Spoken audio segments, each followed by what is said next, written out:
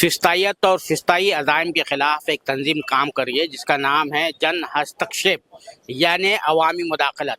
اس تنظیم کے کنوینر ہے جناب ڈاکٹر وکاس واجپئی صاحب. انہوں نے یہاں پر پریس کلب آف انڈیا میں ایک مذاکرہ رکھا تھا ایران پر جو جنگ مسلط کی گئی ہے اسرائیل اور امریکہ کی طرف سے، اور ہمارے ملک میں جو ہے جو حکمران طبقہ ہے جو جس طرح سے اسرائیل کی طرف سائڈ کر رہا ہے، اس تناظر میں جو ہے یہ کانفرنس، یہ مذاکرہ جو ہے بہت انتہائی اہمیت کا حامل تھا. آئیے ان سے بات کرتے ہیں. ڈاکٹر وکاس واجپئی صاحب، یہ جو آپ نے مذاکرہ رکھا تھا اس کا کیا مقصد تھا؟ دیکھیے، اس کا مقصد صرف ایک تھا. ہماری کوشش یہ رہتی ہے کہ جہاں پہ بھی انسانی حقوق کو مارا جا رہا ہے، ان کو کچلا جا رہا ہے، تو کم سے کم ہم اتنا بڑا ملک ہیں اور کم سے کم ہمارے جو رہنما ہیں بہت بڑے بڑے دعوے کرتے ہیں جمہوریت کے اور ساری چیزوں کے، لیکن اتنا بڑا ملک، اتنی بڑی آبادی کا ملک، اور جس قدر اس کی سرکار اس موقع پہ جب یہ وحشت برسائی جا رہی ہے وہ چپ بیٹھی ہے، یہ ہمارے لیے بہت تفتیش کا سوال ہے. اور ایسا نہیں ہے کہ ہندوستان کا عوام اس کی خلافت نہیں کرنا چاہتا ہے، اس کے مخالف نہیں، بالکل ہے، لیکن ضرورت اس بات کی ہے کہ وہ تنظیمیں آگے آئیں جو کہ ان کو سڑکوں پہ لا سکتی ہیں، انہیں متحد کر سکتی ہیں، تاکہ ہندوستان کی ایک شخصیت عالمی برادری میں بننی چاہیے. اتنا بڑا ملک، آپ کی جو سویلائزیشن ہے اتنی سال، ہزاروں سال پرانی، آج آپ اس کو غرق میں پہنچانے پہ آمادہ ہیں. وجوہات جو بھی ہوں، مطلب جو بھی ہونے، ایک سوچ ہے، ایک مائنڈ سیٹ ہے، ایک یہ ان کا جو کمیونل نقطہ نظر ہے، اور ایک مذہب یا ایک قوم کی جو یہ ایک قوم کی، ہاں ایک قوم کی بھی نہیں، ایک ذات کی جو یہ چاہتے ہیں حکمرانی، اس سوچ نے ہمیں برباد کیا ہے. اور میں سمجھتا ہوں آج جب ایران کا عوام لڑ رہا ہے، ٹھیک ہے، آج جب ایران کا عوام لڑ رہا ہے، ہندوستان کے محنت کشوں کا، ہندوستان کے عوام کی یہ ذمہ داری بن جاتی ہے کہ یہ ایسا نہیں ہے کہ ان کے اوپر بم برس رہے ہیں، وہ مر رہے ہیں، جب ہم پہ ہوگا تو ہم دیکھ لیں گے. ارے تراہی یہاں آلریڈی مچ گئی، ٹھیک ہے. اور وہ راحت اندوری کا شعر ہے نا کہ اگر ایسا اس محلے میں ایک اکیلا ہی ہمارا ہی گھر نہیں ہے، اگر آگ لگے گی تو آگ تمہارے گھر تک بھی پہنچے گی. تو میں سمجھتا ہوں کہ یہ ایک بہت موقع ہے کہ جب ہمیں اپنی بات اور اپنی خلافت اس جنگ کے خلاف، ان جنگ خوروں کے خلاف، اور جو جنگ خور حرام خوروں کا راج بنا کر رکھنا چاہتے ہیں، یہ اگر وہاں پہ لازم ہے تو یہ ہمارے یہاں بھی لازم ہے، ٹھیک ہے. اگر یہ امریکہ میں بھی لازم ہے، ہمارے یہاں بھی لازم ہے. اور اپنے جو سے کہتے ہیں کہ مقدر کا خیال، ٹھیک ہے نا، اسے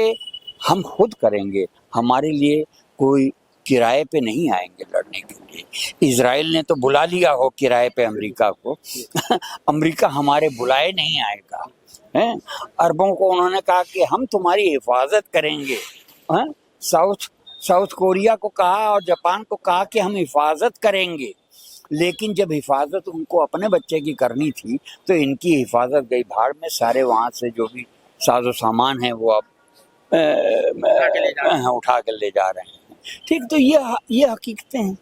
اگر ہم ان پہلوؤں کو نہیں سمجھیں گے، ظاہر سی بات ہے دیر سبیر یہ دقت ہم پہ بھی آئے گی. اور جو بھی ہمارے وزیر اعظم کہتے رہے کہ صاحب یہ دس is not the era of war,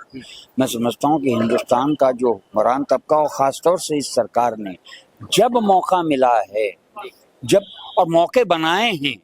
کہ عوام پہ وہ جنگ، ہندوستان کے عوام پہ وہ جنگ کرتے ہیں، باہر ہمت نہیں ہے، یہاں آپ مارتے ہیں. ایک چیف منسٹر کہتا ہے کہ مسلمانوں کو بھگانا، ان کو تنگ کرنا میری ذمہ داری کا حصہ ہے، ٹھیک ہے. میں سمجھتا ہوں کہ اگر لوگ اس مذاکرے کے بعد یا ایسے مذاکروں کے سلسلے میں اس لنکیج کو سمجھ پائیں کہ اس کی ہمت ایسے ہی نہیں ہو جاتی، ٹھیک ہے. اور جو جنگ وہاں ایران میں ایران کے لوگ اپنی اسمیتا کے لیے،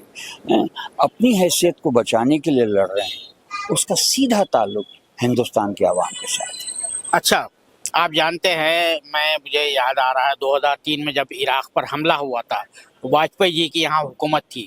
تو کچھ کمیونسٹ لیڈران نے، ہم نے خود کور کیا تھا، منڈی ہاؤس سے جلوس نکلا تھا اس کے خلاف، تو واجپئی جی نے جو ہے نج کیا تھا کہ آپ کیا کر رہے ہو، کیوں بیٹھے ہوئے، باہر نکلو ان لوگوں کو۔ تو آج یہ ہمارے حکمراں وہی جو ہے نظریات سے تعلق رکھتے ہیں، لیکن بالکل ایک پلے میں جا گرے ہیں۔ دیکھیے فکر کے مرحلے پہ میں کوئی، چاہے واجپئی ہوں یا وہ جس پارٹی کے لیڈر تھے اور جس سیاست سے تعلق میں اس کا حمایتی ذرا بھی جی میں سمجھتا ہوں کہ اگر آج جیسی میجورٹی اس وقت ہوتی ان کے پاس تو واجپئی یا تو مودی ہوتے، اور اگر نہیں ہو سکتے تو وہ کوئی مودی ڈھونڈ لیتے، ٹھیک ہے۔ وہ ایک کولیشن کی گورنمنٹ تھی، وہ اس بات پہ مبنی تھی کہ انہیں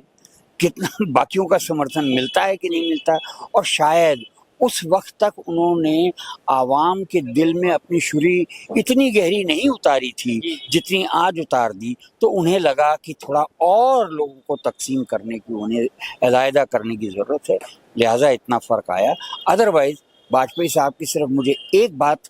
اچھی لگی، کیونکہ اس کے نتیجے سے جو ہوا، واجپئی صاحب کی ایک حرکت کے نتیجے سے جو ہوا کہ وہ لاہور گئے بیٹھ کر کے، اور مجھے یاد ہے اس کے بعد ایک کرکٹ کا میچ یہ موہالی میں ہوا، ٹھیک ہے، اور بہت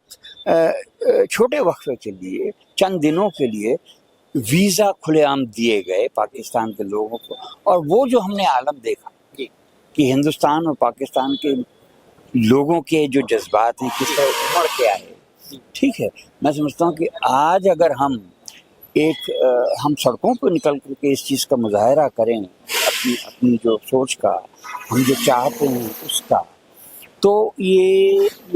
باؤنڈریز جو ہے نا، یہ بہت زیادہ یہ رہیں بھی تو رہیں، لیکن گھل جائیں گی، ختم ہو جائیں یہ میں نہیں کہہ سکتا، لیکن یہ گھل جائیں گی۔ یہ آج جتنی بڑی نظر آتی ہیں وہ ان کی جہاں ہونا چاہیے وہیں ہو جائے گا، میں تو اتنا کہہ سکتا۔ بہت شکریہ سالہ سے بات۔ آداب۔ یہ تھے ڈاکٹر وکاس واجپئی صاحب، جن کا کہنا ہے کہ یہ جو حکومت ہے، حکومت کا جو نظریہ ہے وہ اس طرح سے ہے کہ وہ ہر چیز کو ایک اینگل سے دیکھتی ہے، کمیونل اینگل سے دیکھتی ہے، اسی کا نتیجہ ہے کہ وہ کوئی جو ہے آبجیکٹو پالیسی اختیار نہیں کر پا رہی ہے، اور ان کے طرف سے جو مذاکرہ کیا تھا